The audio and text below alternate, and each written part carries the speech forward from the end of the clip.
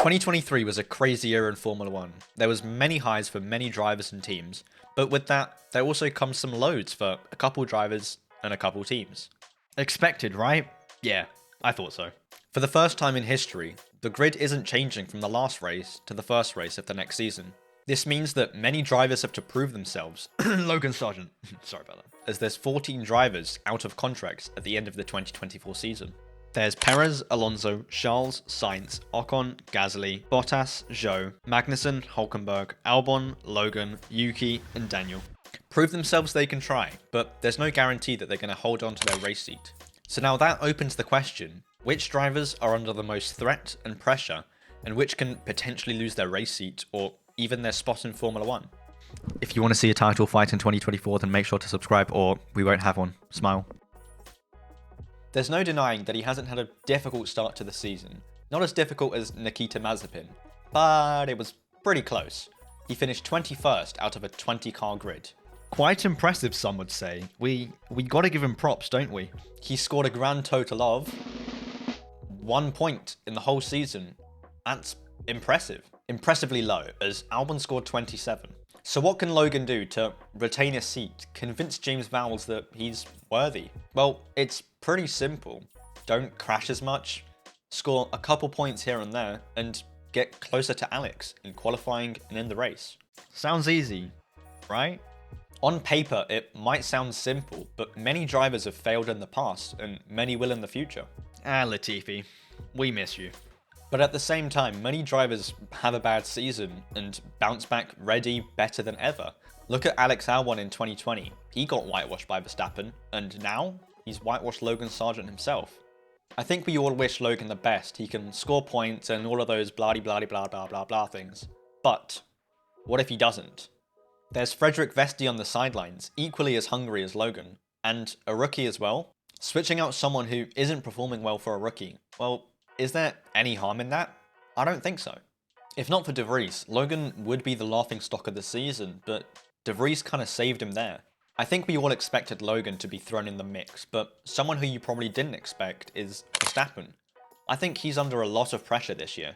He won 19 out of the 22 races in the season, absolutely dominating everyone. If we rewind the clock just a couple years back, Sebastian Vettel in 2013 put on a performance. 2014 comes round, and he gets slapped up by Ricciardo. Who's going to say that it isn't going to happen to Verstappen? But I don't think Perez has the ability to challenge Verstappen, let alone score points or even keep it on the track. This isn't a losing your seat type of pressure, as I don't see that happening to Verstappen anytime soon. But if he's just won 19 races, and next year, let's say he only wins 7, 8, that's, in his eyes, a failure. Mission wasn't accomplished. So that's why I've put Verstappen here. And Sergio Perez, I'm also putting on this list.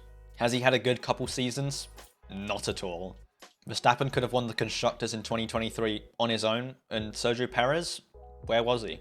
Throughout his whole career, he's been a decent point-scoring midfield driver, but when he got the call up to Red Bull, things haven't gelled.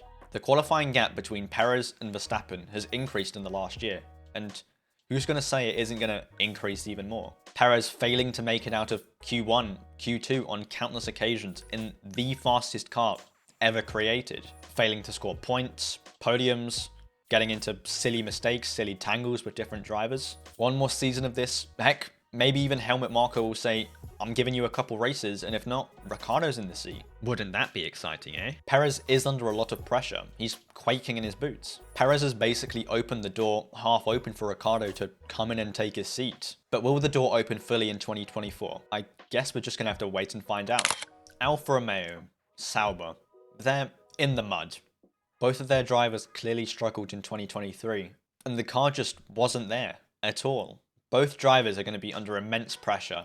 If Valtteri Bottas wants to remain in the seat until Audi step in 2026, he better start performing. And Zhou, in his second year in Formula 1, it seems like the gap has increased to Bottas.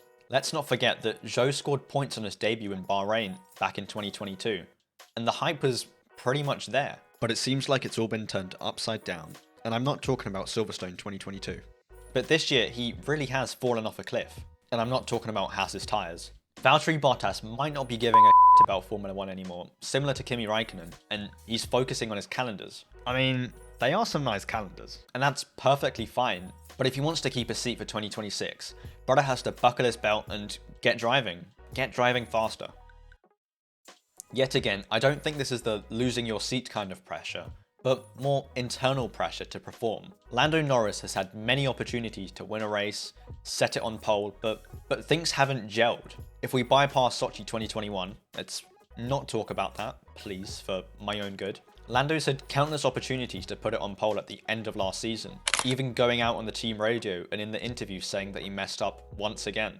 Same with a couple races. The car clearly had pace to win, but it just didn't go his way. I mean, Oscar Piastri somehow managed to do it in his rookie season, so why can't Lando? So another Lando Norris pole and a Lando Norris first win would be great to hear in 2024. Liam Lawson's waiting on the sidelines, waiting for the pressure to creep up to Yuki Tsunoda and mistakes to start happening more often. Yuki's under a lot of pressure. It's going to be his 4th season in Formula 1, and if the gap isn't close to Ricciardo or even beating Ricciardo, surely Helmut Marko throws the towel in and puts Liam Lawson back in the seat. I think Liam Lawson's proved himself, and he does belong in Formula 1. Yuki has obviously been improving season by season.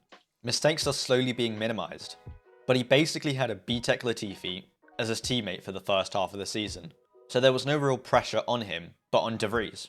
But when Liam and Ricciardo were his teammate, some small mistakes started to creep in. Haas have been absolutely dreadful. They deserve 10th place in the Constructors. Why they're still a team and they haven't been sold, I'm not sure. But the Haas drivers clearly showed pace in the car during qualifying, but in the race, they fell back. The development team is under huge pressure, and if they don't deliver for 2024, will Gene Haas sell the team? Let me know what you think down in the comments. I want to give an honourable mention to Big Boy Lance. I don't think he's under pressure. I think he's putting more pressure on himself than his father is. He's going to have a race seat until he's 85 and barely pushing 50 miles an hour down the straights.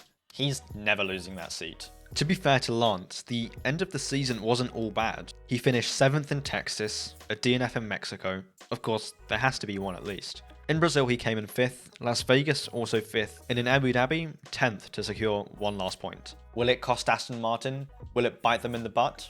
Of course it will. They could have easily gotten 4th if Lance Stroll buckled his belt and started to drive.